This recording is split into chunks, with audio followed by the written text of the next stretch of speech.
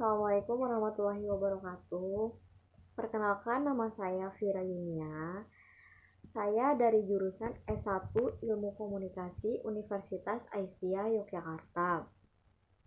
Di sini saya mendapat tugas mata kuliah teori komunikasi untuk mengaplikasikan dua teori komunikasi yang berbeda. Di sini saya memilih dua teori komunikasi yang berbeda. Yang pertama, saya memilih teori komunikasi dari Laswell, dan yang kedua adalah teori agenda setting. Adapun perbedaan dari dua teori tersebut, yang pertama, saya akan menjelaskan tentang teori dari Laswell. Teori dari Laswell ini membahas tentang siapa, berbicara apa, melalui saluran apa, kepada siapa, dan apa efeknya. Dalam teori tersebut membahas tentang apa. Apa berarti di sini yang dimaksud adalah target berita tersebut. Misalnya apa? Saya sebut saja namanya Rila. Rila ini berbicara mengenai perubahan yang dilakukan oleh pemimpinnya di suatu daerah tersebut, mengenai kemajuan daerahnya ataupun misalnya mengenai segala perubahan-perubahan yang ada di daerahnya tersebut. Misalnya tentang pembangunan suatu masjid baru yang di 3 bulan terakhir bersama rekan-rekan seperjuangannya di proyek tersebut. Itu sudah masuk dalam apa, dan melalui kampanye yang disalurkan melalui media televisi ataupun koran, itu sudah termasuk saluran. Kepada khalayak atau masyarakat setempat, itu kepada siapa, dan pengaruh yang terjadi di khalayak, pesan terhadap calon gubernur memilih atau tidak memilih. Itu adalah efek dari berita apa yang disampaikan oleh Rila tersebut. Adapun kelebihan dari teori Laswell ini adalah mudah dan simpel, dapat dipahami oleh masyarakat maupun khalayak yang mendengarkan ataupun yang membaca berita tersebut. Yang kedua, cocok untuk semua tipe komunikasi. Dan yang terakhir adalah konsep efeknya mudah ataupun sangat dapat dipahami dengan jelas oleh khalayak yang mendengarkan berita tersebut. Adapun kekurangan dari model Laswell ini yaitu segala pesan maupun informasi yang diterima oleh khalayak melalui media itu tidak bisa kita lihat feedbacknya, ataupun kita tidak bisa memberikan feedback langsung kepada berita tersebut karena berita tersebut sifatnya linear. Dan kekurangannya yang terakhir adalah pesan yang ditunjukkan dalam teori ini tidak tentu jelas arahnya.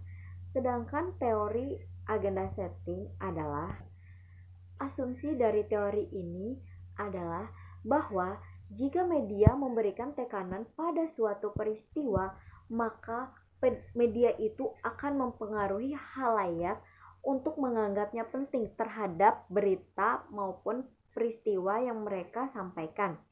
Jadi, apapun yang dianggap penting oleh media, maka penting juga bagi khalayak yang mendengarkan atau yang membaca berita tersebut.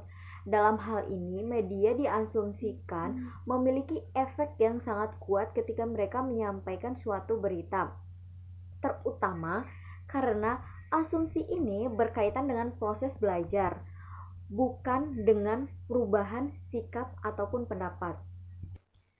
Adapun contoh kasus dari teori agenda setting ini yaitu saya mengambil contoh kasus berita tentang gajah di Palestina.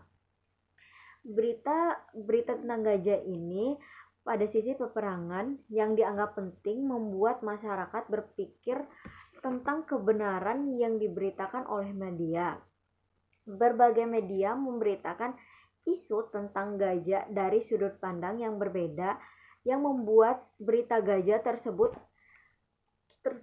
diterima oleh khalayak, dan khalayak akan terus-menerus mengikuti peristiwa tersebut secara memakan waktu yang akan lama.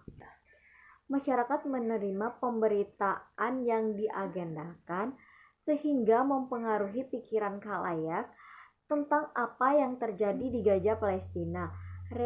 Sedangkan realita yang terjadi di Gaza Palestina menjadi booming karena media stasiun televisi, termasuk internet juga secara terus-menerus memberitakan serangan Israel terhadap Gaza. Media stasiun televisi maupun media online menganggap penting hal tersebut sehingga media mengagendakan peristiwa serangan di Gaza menjadi penting. Kemudian isu tersebut dinilai publik sehingga isu-isu yang penting dan diikuti terus perkembangannya. Publik menganggap apa yang diberitakan media itu sangat penting dan membuat publik berpikir Gaza harus terus-menerus disupport dan selalu diberi dukungan oleh khalayak yang banyak. Oke, baiklah. Adapun kesimpulan yang saya ambil dari kedua teori tersebut yaitu apapun yang diberitakan oleh media, baik televisi maupun media internet, itu pengaruhnya sangat besar bagi khalayak yang mendengarkan ataupun yang membaca berita tersebut. Oleh sebab itu, mulai dari sekarang, jika kita ingin membaca berita maupun melihat-lihat suatu berita, kita harus sebisa mungkin untuk bijak dalam bermedia. Karena apapun yang diberitakan oleh media itu sangat besar pengaruhnya untuk khalayak yang banyak. Jadi, mulai sekarang kita harus bijak-bijak dalam bermedia, terutama untuk media online. Oke, mungkin itu saja yang bisa saya sampaikan. Lebih dan kurangnya saya mohon maaf.